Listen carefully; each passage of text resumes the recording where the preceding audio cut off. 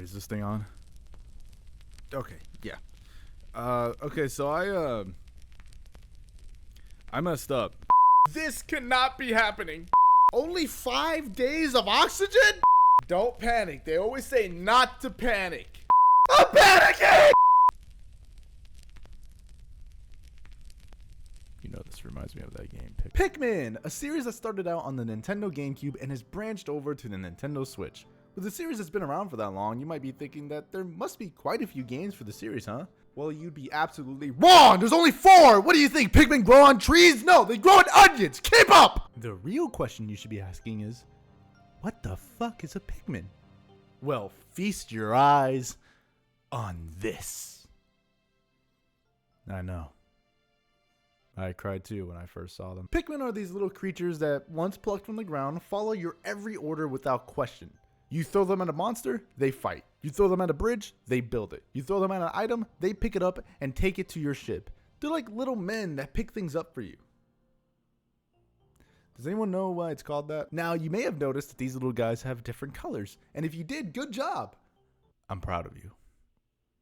Really. Because each Pikmin has a different trait depending on the color that they are. We'll talk about them later. But for now, just know that what we're going to be doing with the Pikmin is throwing them at monsters, building bridges, collecting treasure, and depending on the game, you may be finding parts of your ship, or you may just be collecting people who are borderline dead. They're fine, don't worry about it. And that's pretty much the general gist of every game. You command an army of these little guys, and let me tell you, these guys are strong, loyal, extremely smart.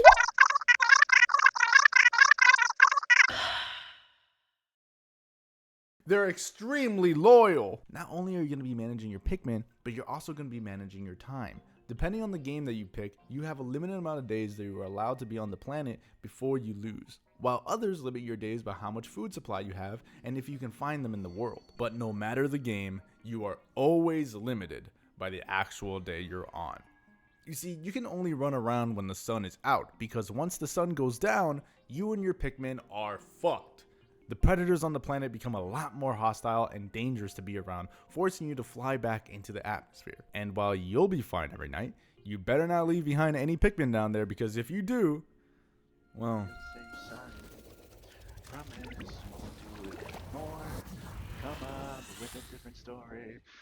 No!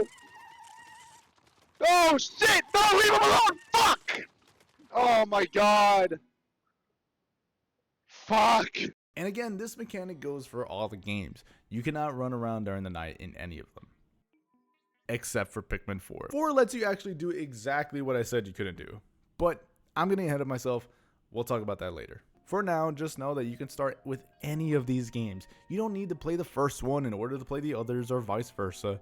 You can pick up whichever one you want and be good. These games do have some connecting tissue with each other. Pikmin 2 is a direct sequel to Pikmin 1.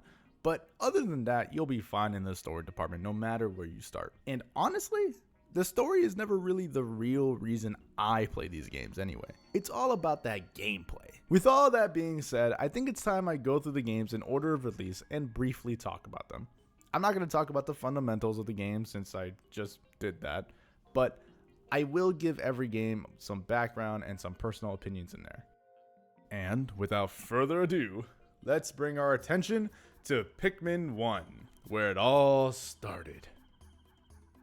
I fucking love this game. We start with a man who, after working extremely hard at his job on his home planet Hocotate, is looking for a place to vacation while piloting his spaceship with no direction in mind. Meet Olimar, the man driving said ship and the protagonist of the series. The protagonist of 2 games. The protagonist of 2.5 games.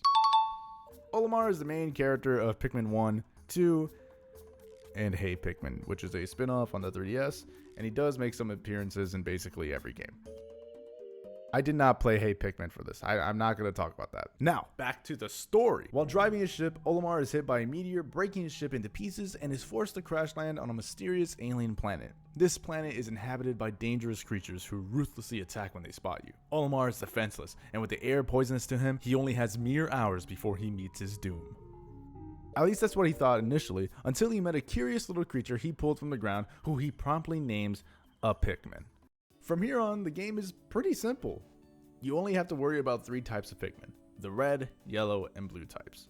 Red is really good at fighting and is immune to fire. Yellow can be thrown higher and can pick up bombs to throw at enemies and at certain walls. And blue can breathe underwater.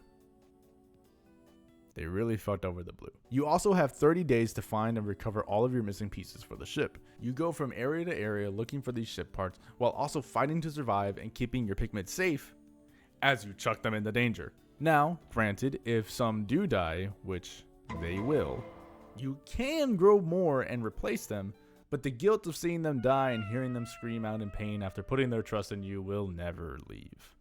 And that's kinda it. It does sound really simple, because it is. But that's the best thing about it. The simplicity of this game makes it so replayable. What I'm trying to get at is that this game, while really easy to pick up and play, it's hard to master and put down. It's not too long of a game. I mean, you can beat it in like 8 hours on your first playthrough.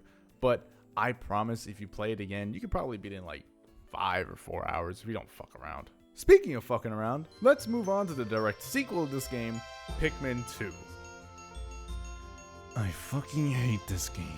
Pikmin 2 has a sort of reputation around it. This game likes to fuck around with you. Now, I don't think this is the worst game ever. I do think that this game has some good ideas, just doesn't execute them very well. For example, something that I like in this game is that you're not trying to find missing ship parts to escape from the planet, which also means that you're not timed for the entire adventure, but instead you're looking for treasure. It's like spelunking. It's really cool. Now, the reason you're looking for treasure is because while Olimar was stuck on Earth and struggling to find his way back in Pikmin 1, the company he works for was struggling with financial problems. That is because while the new employee, Louis, was on his first mission to deliver golden Pick brand carrots, he was ambushed and the carrots were eaten by a ravenous space bunny that Louis encountered. So now, after seeing how much a single item from the planet Olimar had just escaped from was worth, he is tasked with going back there alongside Louis and retrieving any artifacts that could potentially lay this debt to rest. And I really like this premise. It's a goofy and yet kinda real setup for a game where you're just throwing colorful creatures to pick stuff up for you. I like the treasures and the little details on them and the names that are given to them, and I like the new Pikmin. Here we get the purple Pikmin, who is very heavy, which is great for smashing enemies and has a lot more strength when picking up items. We also get the white Pikmin, who are faster in speed and are also immune to poison. There will be certain walls and hazards that can only be affected by the white Pikmin. They add some more depth to the gameplay. Speaking of depth in gameplay, let's talk about these caves. Fucking nailed it! In Pikmin 2, they introduced this cave system into the game, which changes basically this whole thing entirely. Instead of running around in the open level finding the treasure, you're going into caves that pause the entire day, and the day only resumes once you get out of the cave.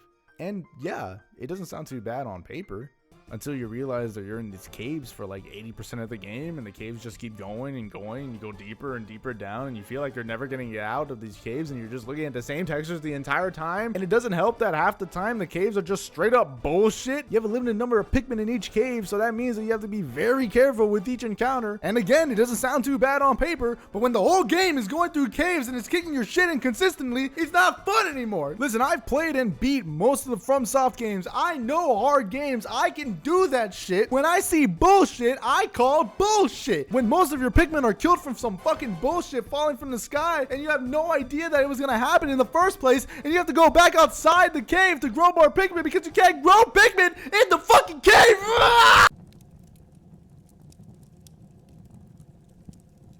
I'm gonna be honest, I don't really like that game too much. And to be extra honest, I've never even beaten Pikmin 2. I just straight up don't like it. And for the sake of my sanity and getting through this video, I'm just gonna move on from it. But you should still check it out. Listen, just because the challenge isn't for me, that doesn't mean the challenge might not be what you're looking for.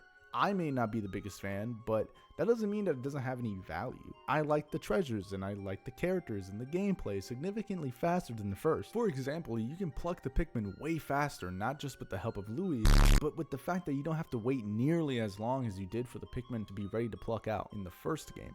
It also seems like the Pikmin are just smarter in Pikmin 2. They follow a lot better and keep up with you more. There are good things in this game. Maybe one day I'll pick it up again and try to beat it if I have the courage. But for now, I'm just gonna leave it at that and move on because Pikmin 3 I like Pikmin 3. The setup here is that the planet Kopai is facing a food shortage and the people are going hungry. So, in hopes of finding new food for the planet, the leaders of Kopai send out a crew of 3 to find food on a planet they believe have the resources they need. This crew consists of Alf, Brittany, and Charlie. After finding the planet, their ship malfunctions and ejects them all into different areas of the map, separating them at the beginning of this adventure.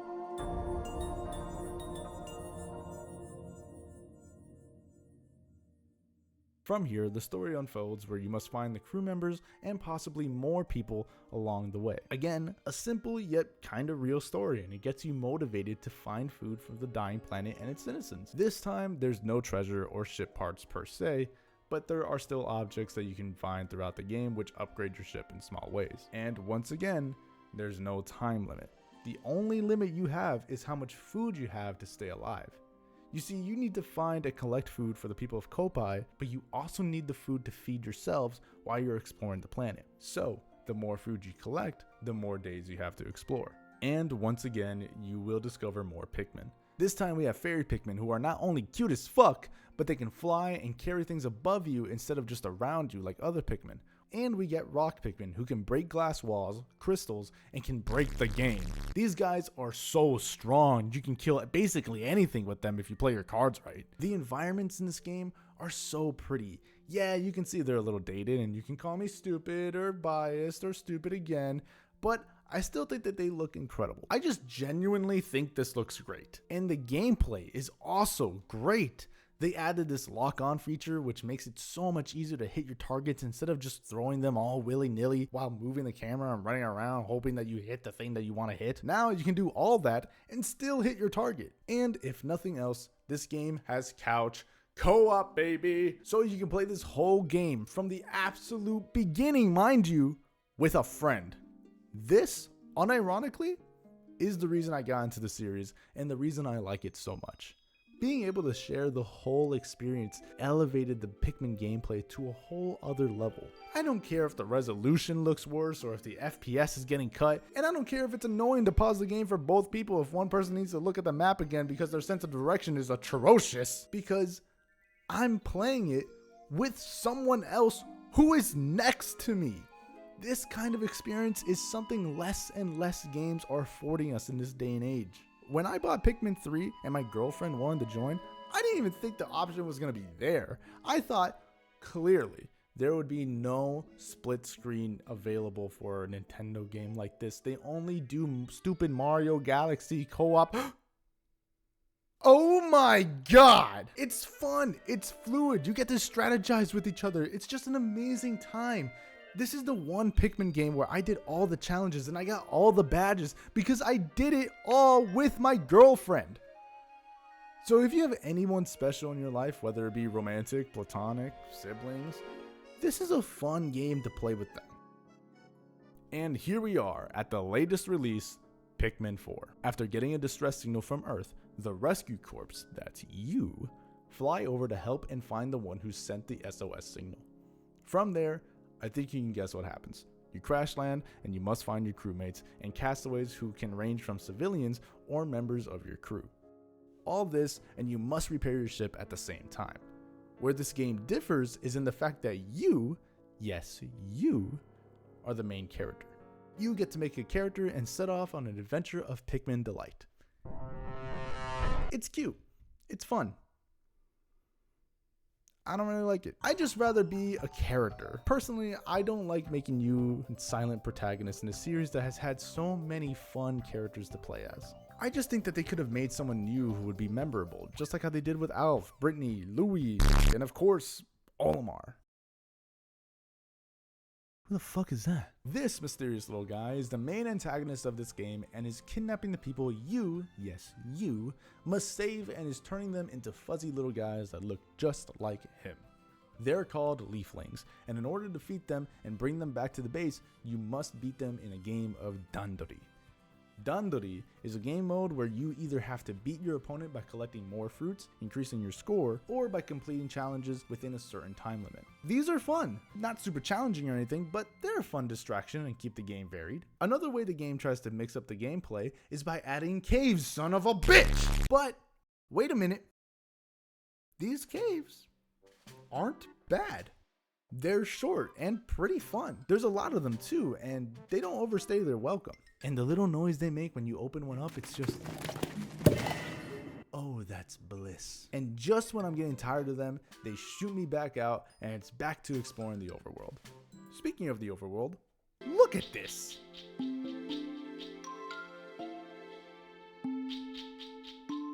This game is huge and looks amazing. With the world being bigger, you're going to be walking around a lot. And that's where Ochi comes in. He's a dog thing that lets you ride on his back along with the Pikmin. I also didn't like him at first. Yeah, it took me a while to warm up to Ochi. I felt like he just made the game a little too easy, letting you and the Pikmin ride with him, and not having them follow behind you just left some enemy encounters feeling a little easier. And also, look at him. I didn't think he was fucking cute at all. But then something just flipped in my head. He's a dog and he's loyal, and he kind of reminds me of my dog. That's my dog. He's cute. I also just really like this pose that he does. He looks like he's listening to something that he shouldn't have heard. Along with Ochi, you get new Pikmin, that being the Ice Pikmin, who can freeze enemies and bodies of water, and Glow Pikmin, who only appear during the night section of this game. In Pikmin 4, while yeah, you still have to leave the level you're exploring at night, you can now actually select the level you were just in, just at night. This mode has you do a new objective. Instead of collecting treasures, you're collecting star bit things that help make medicine for the leaflings that you've been gathering up this whole time. This cures them of their fuzzy little problem and goes towards your completion record.